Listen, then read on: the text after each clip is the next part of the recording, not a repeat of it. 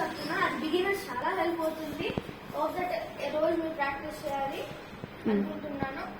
అంటే ఇప్పుడు క్రికెట్ అంటే ఒక గేమ్, అంటే దాన్ని బ్యాట్ అండ్ బాల్తో ఆడుతుంది.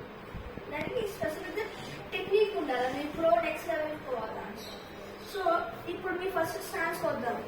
స్టాండ్స్కి వచ్చిన తర్వాత first me 2 legs, right and left leg మీకు సరిపోయే డిస్టెన్స్ ఉండాలి, కొంచెం లాంగ్ ఉండాలి. మరీ షార్ట్గా ఉండకూడదు, మరీ లాంగ్గా ఉండకూడదు. లేకపోతే మీకు బ్యాలెన్స్ దొరుకుతుంది ఆడేటప్పుడు షార్ట్. ఓకే, మీకు ఇంకా లైక్ 10 to 15 సెంటీమీటర్స్ 30-40 సెంటీమీటర్స్ వరకు పెట్టుకొని ఉంచండి స్టాండ్స్. తర్వాత ఇంకోటి మెయిన్ థింగ్, మీ 2 లెగ్స్ ప్యారలల్ గా ఉండాలా.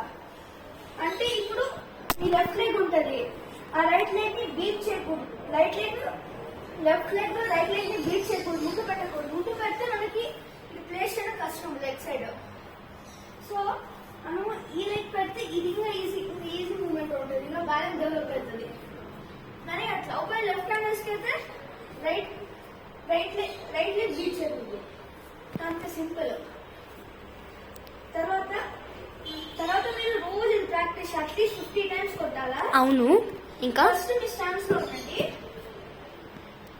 ఉండండి, తర్వాత ముందుకు పెట్టి డిఫెన్స్ చేయండి. తర్వాత ఈ 2 మధ్యలో గ్యాప్ ఉంది, మరీ ఎక్కువ గ్యాప్ ఉండదు. మరీ ఎక్కువ గ్యాప్ ఉంటే మళ్ళీ వస్తే అవుట్ సైడ్ వచ్చి కెమెరా రుచుడు అవుట్ సైడ్ వచ్చి బ్యాట్ తగులుతుంది. ఓకే, అందుకని ఆ రిస్క్ ఎందుకు అని గ్యాప్ ఉంచకూడదు. రోజు ఇది ప్రాక్టీస్ చేయండి, 50 times కొట్టండి.